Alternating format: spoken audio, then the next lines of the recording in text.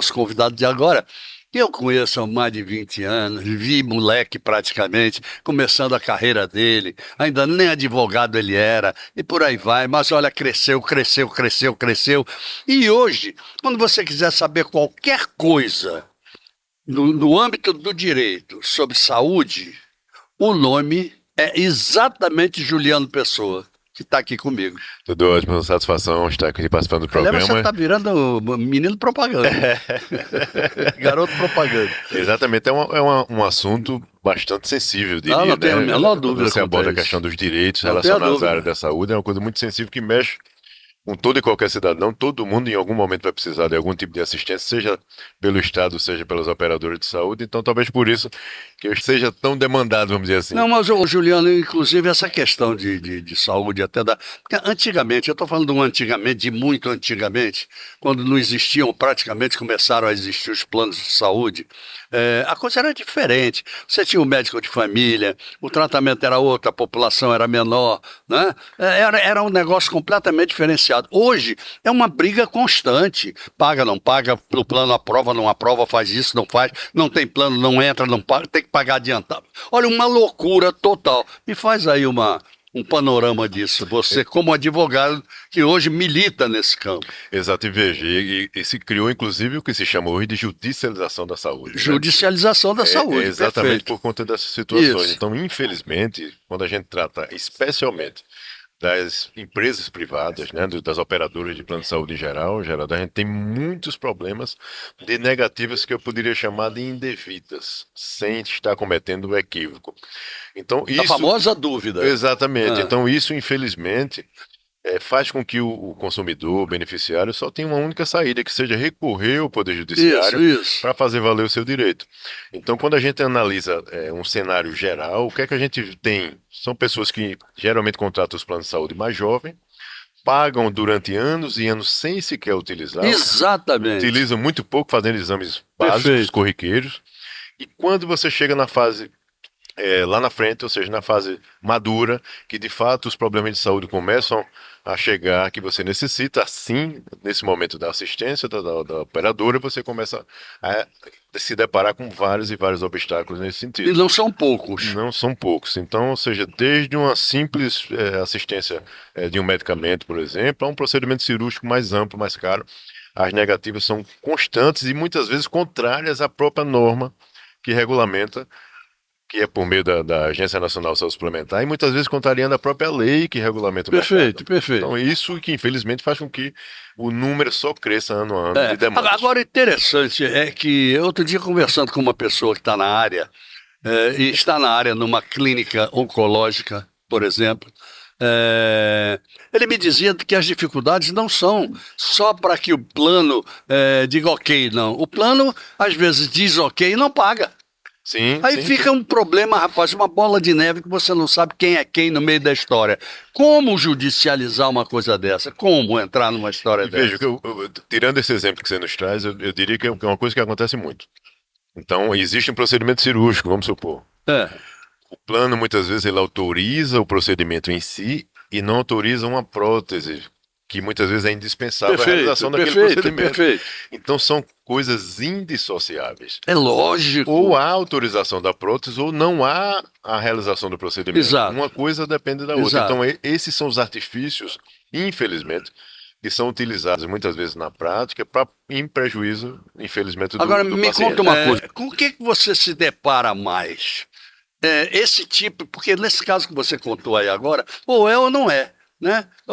Se uma coisa está ligada à outra, não deixa de ver qual é o problema maior que você encontra nessa relação planos de saúde, hospitais e as pessoas. Veja, o maior problema ele gira em torno de uma questão muito forte, eu diria que é a intervenção das operadoras na autonomia do profissional médico.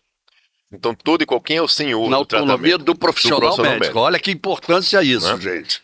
Quem é o senhor do tratamento de qualquer tratamento? É o médico assistente, ou seja, é aquele médico que está tratando diretamente com o paciente. É ele que conhece todas as nuances no entorno daquele paciente. E é ele que sabe o que é necessário. Exatamente. Então é ele que constata a necessidade e ele que prescreve determinado procedimento, tratamento, etc. Isso. A operadora, ela quer questionar essa prescrição. Esse é que é o grande detalhe. Então ela vem de encontro à prescrição e faz inúmeros questionamentos ou simplesmente indefere. Muito bem. Agora, quem faz isso? Quem é que interfere? No caso dos planos de saúde, quem é? É um médico? Quem é que interfere? É um administrativo? É um advogado? Quem é? As operadoras, regra geral, elas dispõem de uma auditoria interna.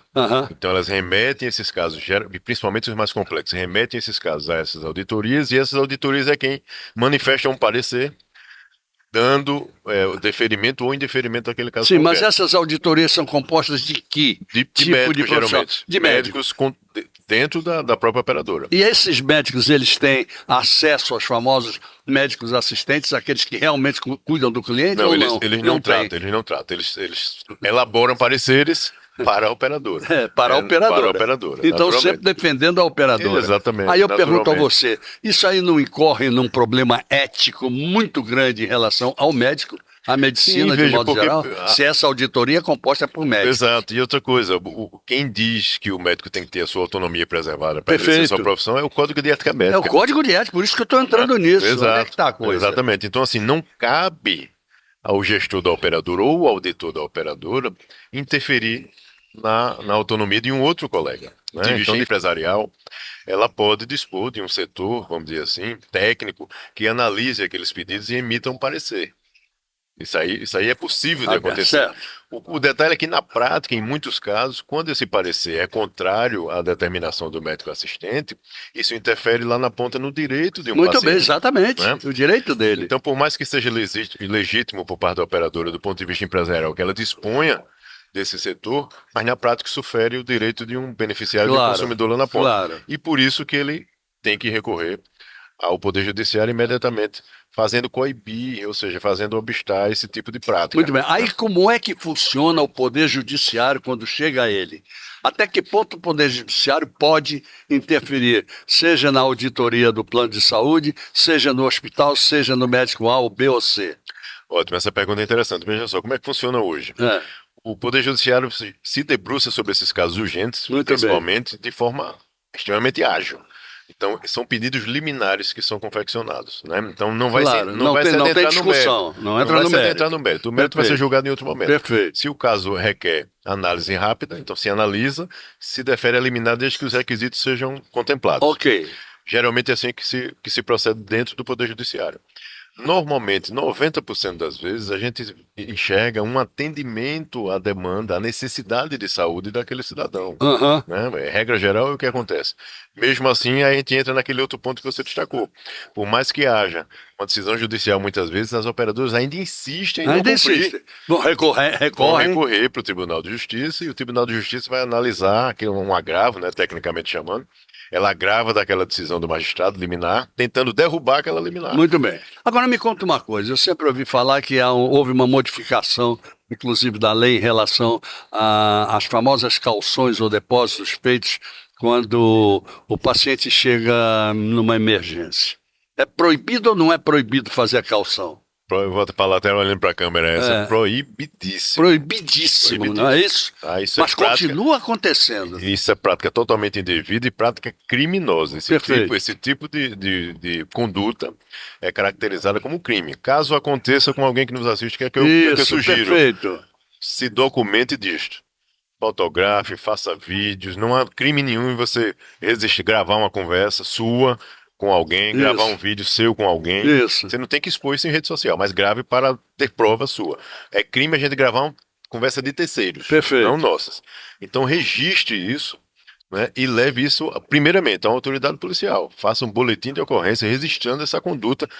Geralmente isso ocorre numa instituição hospitalar, registrando o boletim de ocorrência, porque isso é prática criminosa. Especialmente se a gente tiver de frente de um paciente que esteja necessitando. Quadro emergencial. Urgência ou emergência, não há discussão, ele tem que ser atendido, depois se verifica quem vai pagar a conta. Agora, você coagir um parente, muitas vezes, a assinar um termo de consentimento ou um termo de compromisso de que ele vai arcar com dívida A ou B, caso o plano não autorize, caso o Estado não pague. Isso não existe. Isso é uma prática totalmente indevida. E assim, as pessoas muitas vezes ficam sem saída, Geraldo. É compreensível que o familiar. Não, lógico. Eu assino tudo. Não, é para salvar a vida, eu falei agora. Mas está tudo errado. E a recomendação é assine, não discuta. Assine, documente isto, pegue prova disso e depois a gente resolve. Agora, o paciente precisa ser assistido. Muito Se bem. isso é colocado como condição para assistência, assina, não tem o que fazer. É fácil de caracterizar que houve uma coação para que esse documento fosse assinado. Vamos a um outro caso que também é muito comum, mas eu gostaria que você fosse para dentro desse caso mesmo, que é a questão dos remédios, alguns remédios caríssimos e que só são obtidos através da judicialização. Ninguém consegue. O plano não entra com remédio, o paciente não pode comprar e agora morre. Agora, mais uma vez, tem que buscar, de fato, as instituições, né, e o Poder Judiciário entre elas, para poder você resguardar o seu direito. Se for em face de uma operadora, Geraldo, o que é que eu recomendo muito? Existe uma ferramenta que é muito pouco utilizada ainda, mas que funciona muitíssimo do ponto de vista administrativo, que é reclamação dentro da própria ANS. Hoje, a tecnologia... Associação... A Agência Nacional de Saúde. Saúde Suplementar. Perfeito. Então, a tecnologia ajuda muito hoje, né? Então, existem ferramentas fáceis de manuseio que o paciente entra no próprio site, coloca os dados pessoais, o número da sua carteira de plano, a sua operadora de saúde, e ele faz uma reclamação contra a sua operadora. Muito bem. Agora, se ele não tiver plano de saúde, for uma pessoa que precisa daquela medicação e o governo tem a obrigação de atender. Ele fará o pedido administrativo e, havendo indeferimento desse pedido, ele também terá que recorrer ao Poder Judiciário. Porque, assim, veja, a Constituição Federal prevê uma assistência ampla, integral e indistinta, né? E é dever do Estado. Exatamente. É dever do Estado assistir todo e qualquer cidadão. Então, se o paciente não tem um plano de saúde, o Estado tem que prover assistência desse paciente. Claro. Especialmente se ele não tem condição. Se é um medicamento de alto custo, alguns estão dispensados já na listagem do Muito SUS. bem. Me conta uma coisa, quais são os principais motivos que levam uma pessoa a procurar um advogado como você, por exemplo? Olha, os principais motivos giram em torno desse tipo de procedimento de fato, né? Então, assim, há uma necessidade de saúde que é constatada, o paciente recorre, seja em face do Estado, seja em face de uma operadora de saúde, e tem muitas vezes indeferido ou há uma morosidade desarrazoada para o deferimento, para a análise daquele caso concreto. E saúde é a questão, o tempo conta muito. Dependendo da patologia, uma patologia grave, o tempo é saúde, né? É vida. Agora, deixa eu voltar naquela pergunta que eu fiz a respeito da caução do depósito para uma outra situação. Alguém está precisando de emergência. Não tem plano de saúde. Qual é o momento em que ele opta? Ou eu vou para esse hospital particular agora, ou eu vou para o hospital público, que também existe. Veja, se ele não dispõe de plano de saúde, ele precisa, de fato, recorrer a uma emergência, né? Uma instituição do Estado para ser assistido. Agora, se a situação que você está querendo trazer, de repente, é alguém que está na porta de um hospital particular. Com certeza. E de repente se sente mal. Ele tem que ser atendido ali. Independentemente se ele tem plano ou não. Não é verdade? A vida em primeiro lugar, a assistência em primeiro lugar. Vamos lá, vamos para um problema geográfico de trânsito. Nós estamos numa cidade que, dependendo da hora, você tem um trânsito louco. Não é isso? Isso. Você mora na Ponta Verde, um exemplo. Ali tem hospitais que atendem em emergência. Não tem? Sim, sim. Talvez tenha um público que é o Hospital da Mulher, o mais próximo. Fora disso, não tem. O cara está tendo um infarto, está tendo um AVC.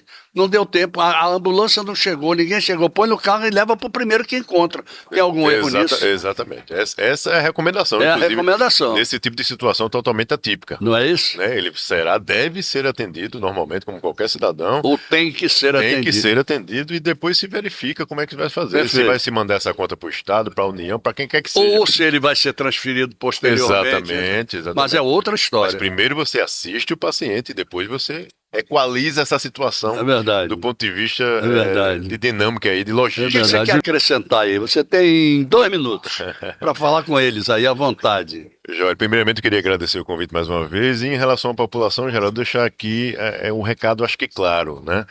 Não é fácil hoje você lidar com essas questões realmente envolvendo a saúde. Caso alguém se depare, é preciso buscar ajuda o mais rápido possível.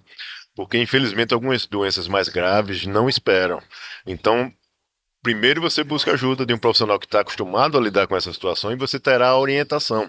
E eu falo ajuda não só do advogado, você pode buscar os órgãos de proteção e defesa do consumidor, Claro. por exemplo, que prestam assistência a toda a sociedade. Se é um paciente de baixa renda, tem a Defensoria Pública. Claro. Existe um núcleo de saúde dentro da Defensoria Pública. Vou citar aqui também o Ministério Público, que também existe um núcleo de saúde lá dentro. Ou seja, e parece que a OAB também, né? A OAB também tem a Comissão de Direito Médico da Saúde. Exatamente.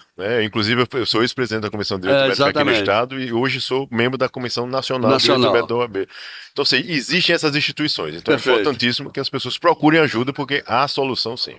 Eu quero agradecer profundamente a você, dizer que esse espaço, não só esse, como aquele da rádio que você já esteve lá uma ou duas vezes, né, se não me engano. Duas vezes, né? Pronto. Então, sempre à sua disposição. Um assunto como esse, a gente abre espaço a hora que for, sem problema nenhum. Muito obrigado por ter vindo. Eu que agradeço, é uma satisfação revê-lo. Muito obrigado. Obrigado a todos que nos assistiram. Ok, eu agradeço muito.